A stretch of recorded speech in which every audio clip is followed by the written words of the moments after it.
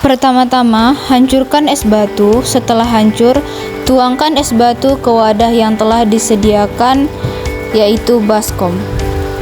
Setelah es batu dituangkan ke wadahnya, kemudian ambil garam dan buka bungkus garam. Campurkan garam yang sudah dibuka ke dalam wadah yang berisi es batu. Kemudian, aduk hingga rata es batu yang sudah dicampur garam di dalam wadah. Setelah menyiapkan bahan es batu dan garam, kemudian tuangkan 1 saset pop ice ke dalam wadah, yaitu kaleng susu. Lalu ambil 1 saset susu putih kental manis yang sudah disediakan, buka dan kemudian tuangkan ke dalam wadah yang sudah disediakan.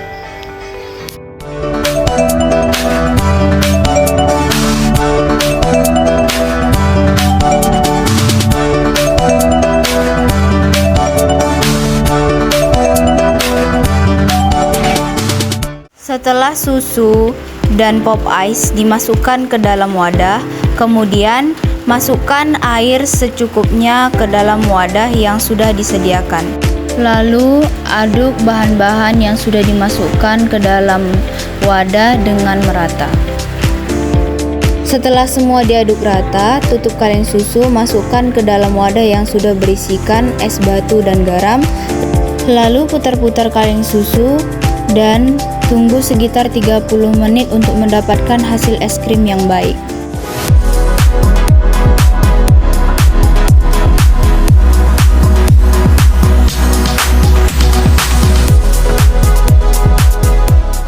Setelah 30 menit, buka tutup kaleng susu, kemudian lihat hasil es krim yang telah dibuat.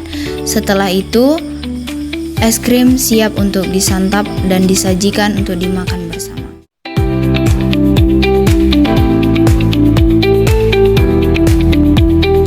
A few moments later. Nah, kelompok 2 kan sudah membuat praktek sifat koligatif larutan. Apa sih kesimpulan yang didapat dari praktek tersebut? Kesimpulan yang kami dapatkan adalah dengan adonan es krim di dalam kaleng yang terendam dengan air, garam, dan es batu akan membeku seiring dengan pengguncangan. Hal tersebut terjadi karena adanya perpindahan kalor dari adonan es krim dengan campuran air, es, dan garam. Temperatur yang dibutuhkan antara air dengan es batu adalah 0 derajat Celcius, sedangkan temperatur yang dibutuhkan untuk membekukan es krim adalah minus 3 derajat Celcius. Jadi, untuk mencukupi ataupun untuk menambah temperatur tersebut supaya bisa membekukan suatu es krim, ditambahlah garam sebagai zat terlarut, karena garam berfungsi untuk menurunkan titik beku suatu larutan.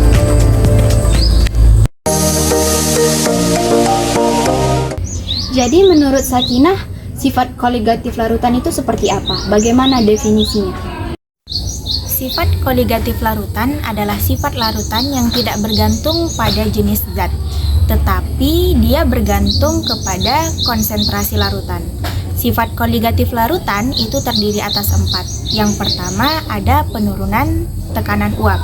Jadi penurunan tekanan uap yang dimaksudkan adalah penurunan tekanan uap pelarut yang ditimbulkan oleh zat terlarut pada suhu konstan. Jadi penurunan tekanan uap itu terjadi karena adanya uap jenuh.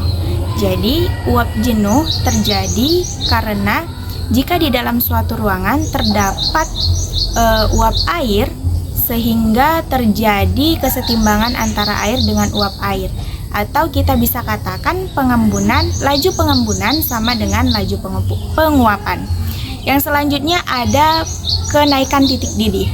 Jadi titik didih terjadi pada saat tekanan uap larutan sama dengan tekanan udara luar.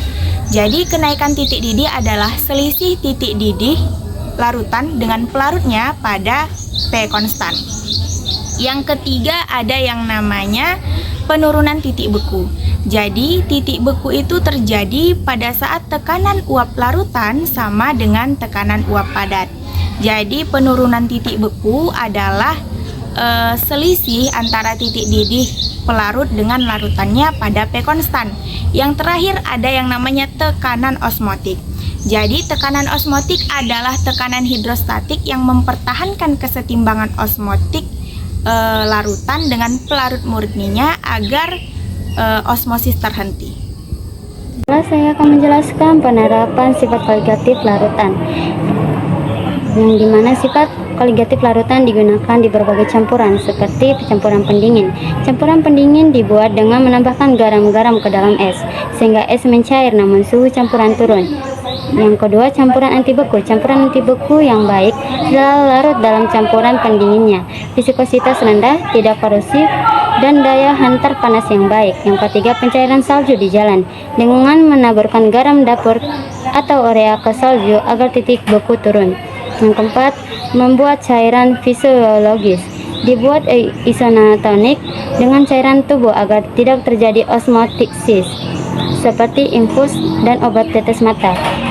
Sifat koligatif larutan memiliki konsentrasi larutan. Konsentrasi larutan adalah besaran yang menyatakan jumlah zat yang terlarut. Konsentrasi larutan dapat dinyatakan dalam 4. Yang pertama adalah molaritas. Molaritas adalah jumlah zat atau jumlah mol yang dinyatakan dalam 1 liter larutan. Yang kedua adalah molalitas. Molalitas adalah jumlah mol yang terlarut dalam 1 kilogram zat pelarut. Yang ketiga ada fraksi mol. Fraksi mol adalah perbandingan jumlah mol dikali dengan jumlah zat yang terlarut. Dan yang terakhir adalah kadar. Kadar adalah kandungan zat yang terlarut dalam sebuah larutan.